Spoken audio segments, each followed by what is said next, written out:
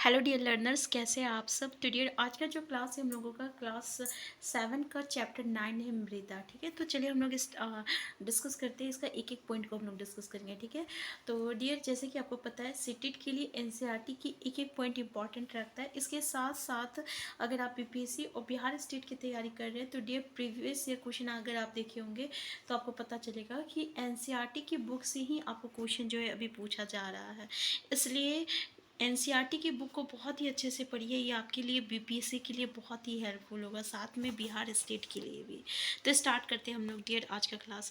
तो देखिए मृदा, ठीक है, अगर हम लोग मृदा की बात करें डियर तो इसको मिट्टी बोलते हैं। और जैसे कि आपको पता होगा कि ये हम लोगों का ज़िंदगी का बहुत ही एक अहम भाग है। मतलब कि हम लोग को मतलब बोल सकते हैं कि हमारे जीवन का एक अभी भाग है, क्योंकि जितनी भी चीज़ें होती है ना ये कहीं ना कहीं जो रहती है मृदा से ही जो रहती है हम लोगों को मिलता है। अगर हम लोग जो कपड़े पहनते हैं, जो भोजन करते हैं, ये इसका आता कहाँ से है, तो ये आपका मृदा से ही आता है। ठीक है ना। जैसे कि अभी जो बहुत सारे कपड़े जो है ये आपका सिंथेटिक बनने लगा है, लेकिन अधिकतर जो है कपड़े जैसे हम लोग सूती कपड़े पहनते हैं ये, और ऊन ठंड के समय में जो ऊन के वस्त्र पहनते हैं, ये हम लोगों को कहाँ से मिलता है, तो ये आपका पेड़ पौधे जानवर से मिलता है, जो कहीं ना कहीं जो रहता है मिट्टी से ही आता है, मिट्टी से ही होता है। ठीक है, तो चलिए तो यहाँ पे क्या है डियर कि जैसे आप यहाँ पे देख सकते हैं कि अलग अलग लोग जो है जब अलग अलग जगह की मिट्टी को लाते हैं तो अलग अलग मिट्टी जो रहती है अलग अलग तरीके का होता है ना।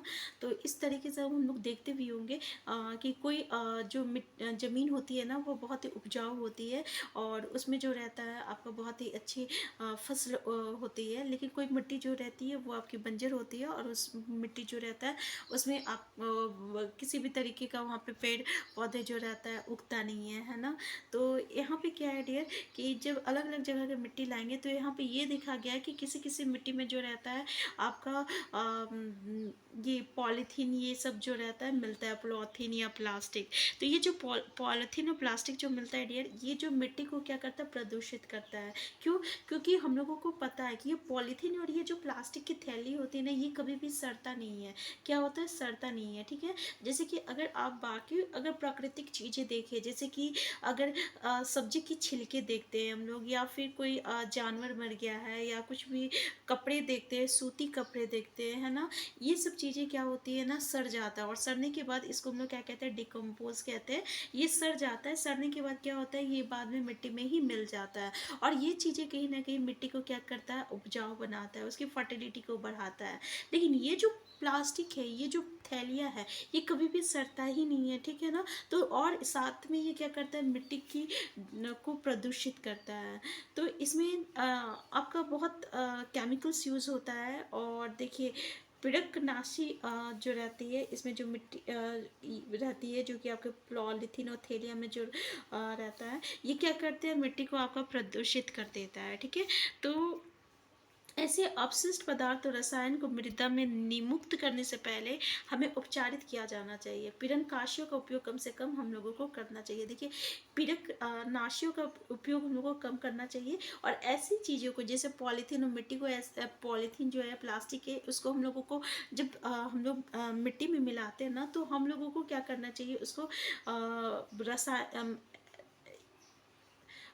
को मृदा में निमुक्त करने से पहले उन्हें उपचारित किया जाना चाहिए। मतलब कि उससे जो है हम लोगों को उस पर केमिकल तरीके से उस सबको ये हटाना चाहिए, जितने भी उसमें केमिकल्स प्रेजेंट रहता है, जितने भी वो अपशिष्ट पदार्थ प्रेजेंट आपका प्लास्टिक में रहता है, उस सबको हटाने के बाद ही जो है हम लोगों को मिट्टी में उसे छोड़ना चाहिए। ठीक है, तो नेक्स्ट पॉइंट है हम लोग का मृदा परिच्छेदिका। देखिए प्रोफाइल मतलब क्या हुआ कि मिट्टी जो होती है ना अलग अलग लेयर का रहता है। ठीक है ना, यानी आपका ऊपर कुछ लेयर में कुछ और रहता है, फिर उसके लेयर में, फिर नीचे के लेयर में। जैसे कि हम लोग यहाँ पे देख सकते हैं मृदा के परते।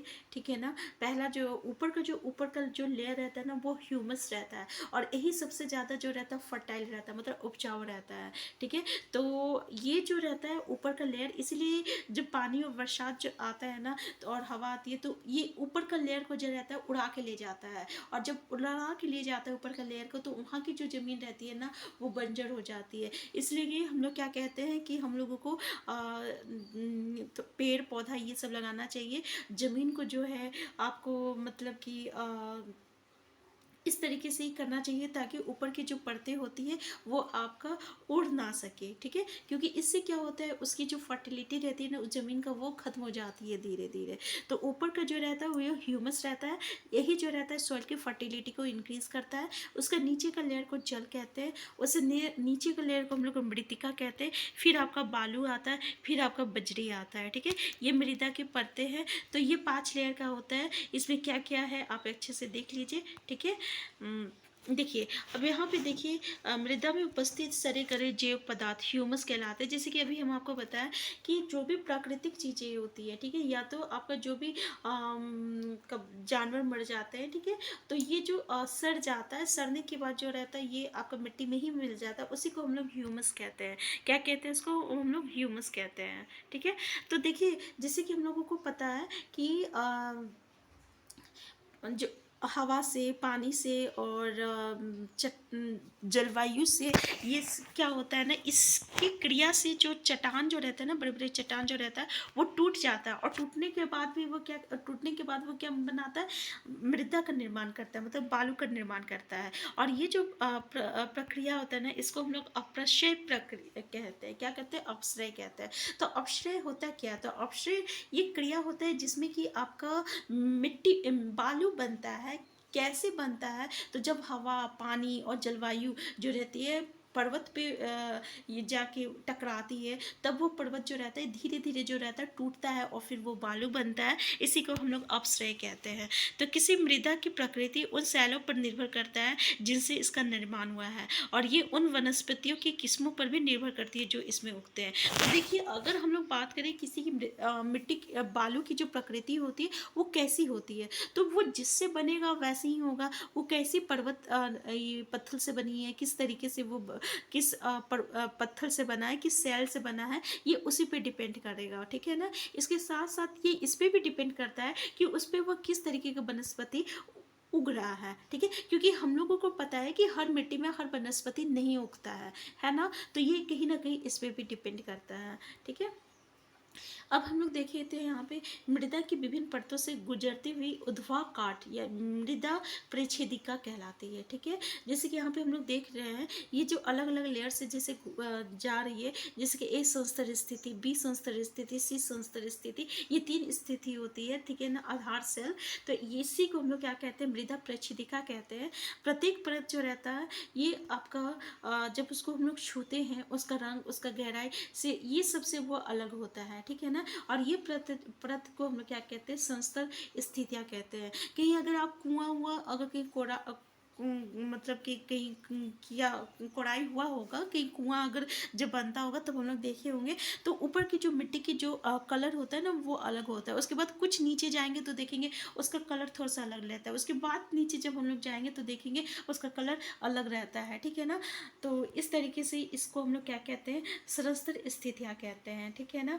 देखिए मृदा की जो सबसे ऊपर परत जो रहती है ना, जब उसको हम लोग देखेंगे तो नीचे वाले परतों से अलग रहती है, ठीक है ना। उसके नीचे वाली परतों को नहीं, परत को देखते हैं उसके नीचे वाली परतों के नहीं। यदि हम हाल ही में खोदी गई खाई के पार्श्व भाग को देखें तो हमें मृदा की भीतरी परत भी दिखाई देती है। ऐसी स्थिति में हम उस स्थान के मृदा परिच्छेदिका का परीक्षण कर सकते हैं। तो समझ में आया? जैसे कि अभी हम आपको ये एग्जाम्पल दिए कि जहाँ अगर कुआं का कोड़ाया हुआ होगा या खोदाया गया होगा तो उसको खुदना कहते हैं, कोड़ना नहीं, पता नहीं कोड़ना भी कुछ होता होगा ना वर्ड, ठीक है। तो जब यहाँ पे हम लोग देखेंगे तब हम लोगों को देखने को मिलता है कि आप किस तरीके से वहाँ पे मिट्टी का लेयर हम लोगों को देखने को मिलेगा, ठीक है। अगर अभी अभी कुछ कोड़ाया हुआ होगा ना, चाहे खुदाया हुआ होगा, तो उसमें हम लोग देखेंगे कि किस तरीके से हम लोगों को लेयर जो रहता है मिट्टी का देखने को मिलता है। तब हम लोगों को वहाँ पे क्या देखने को मिलेगा? मृदा परिच्छेदिका देखने को मिलेगा, ठीक है। तो मृदा परिच्छेदिका को कुआं कुएँ की खुदाई करते समय अथवा किसी इमारत की नींव खोदते हैं, जैसे कि अभी हम आपको बता चुके कि अगर किसी कुआँ का खुदाई हो रहा है या किसी भी इमारत जब हम लोग बनाते हैं, तब उसका जब नींव कोड़ते हैं ना, तब उस समय भी हम लोग जो है उस लेयर को देख सकते हैं। तो सबसे ऊपर वाली जो आपका संस्था स्थिति जो रहती है गहरे रंग का होता है, और इसी में जो रहता है ह्यूमस प्रेजेंट रहता है, और खनिज भी इसी में प्रेजेंट रहता है। ठीक है, तो ये जो रहता है आपका मृदा का उर्वरता को बढ़ाता है। ठीक है, क्योंकि इसमें सारा पोषण तत्व जो रहता है इसी में रहता है। तो ये परत जो रहता है मृद स्रंत और अधिक जल को धारण करने वाली होती है। तो देख लीजिए कि जो ऊपर की जो परत होती है ना, जो ह्यूमस उसमें रहता है, मृदा रहता है, ये उर्वरता बनाता है मृदा को। ठीक है, ह्यूमस जो रहता है मृदा को उर्वरता बनाता है। और इसमें क्या क्या प्रेजेंट रहता है, तो आपका मृद रहती है, स्रंत रहती है, और अधिक जल को धारण करने वाली होती है। तो इसे शिष्य मृदा अथवा असंस्तर स्थिति कहते हैं। इसको हम लोग क्या कहते हैं, असंस्तर स्थिति कहते हैं। ठीक है ना, या शिष्य मृदा भी कहते हैं। शिष्य मृदा कृमियों, कृंतकों और छछूंदरों और भृंगों जैसे अनेक जीवों का आवास प्रदान करती है। छोटे पादपों के जड़ें पूरी तरह से शिष्य मृदा में ही रहती है। आप जीवों को देख लीजिए, श्रेष्ठ मृदा में क्या क्या आपका उपस्थित रहते हैं, जैसे कृंतकों, छछूंदरों और भृंगों और अनेक जीवों। ठीक है, तो अगर देख लीजिए इसमें थोड़ा सा प्रोनाउंसिएशन अगर हमको मिस्टेक हुआ होगा,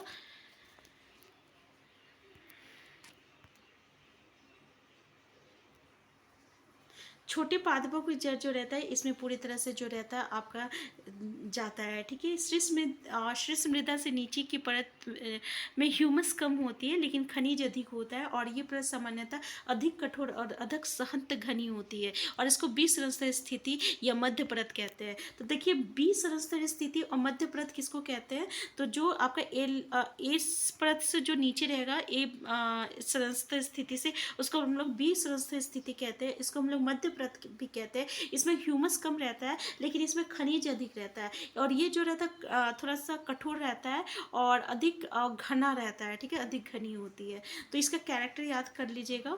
तीसरा परत जो है आपका शीर्ष स्थिति कहते हैं, और ये दरारों और विद्रोह युक्त सेलों के छोटे ढलों की बनी होती है, और इस परत के नीचे आधार सेल होती है जो कठोर होता है, और इसे फावड़े से खोदना होता है। ठीक है, तो इससे नीचे क्या रहता है, आपका आधार सेल होता है। ठीक है, और इसमें क्या रहता है, सैलों के छोटे ढेलों की बनी होती है। ठीक है, इसमें कुछ खास नहीं है।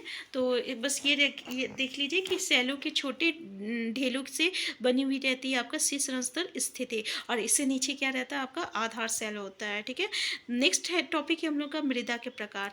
तो डियर नेक्स्ट क्लास में जो है इस पूरे चैप्टर को हम लोग डिस्कस कंप्लीट कर लेंगे। ठीक है, अगर आपको इसमें कोई क्वेरीज होगा तो प्लीज़ कमेंट बॉक्स में बताइए। थोड़ा सा हमको प्रोनाउंसिएशन खोदना और ये में थोड़ा सा मिस्टेक हो गया था, तो उसके लिए sorry for that. Next time से हम उस पर फोकस करेंगे थोड़ा सा। यू नो वट, कभी कभी लैंग्वेज प्रॉब्लम, अलग अलग लोगों का अलग अलग लैंग्वेज भी होता है ना, तो इससे भी थोड़ा सा इफेक्ट हो जाता है। तो हम फिर मिलते हैं नेक्स्ट क्लास में, तब तक के लिए आप स्वस्थ रहिए, खुश रहिए, अपना ख्याल रखिए। Thank you.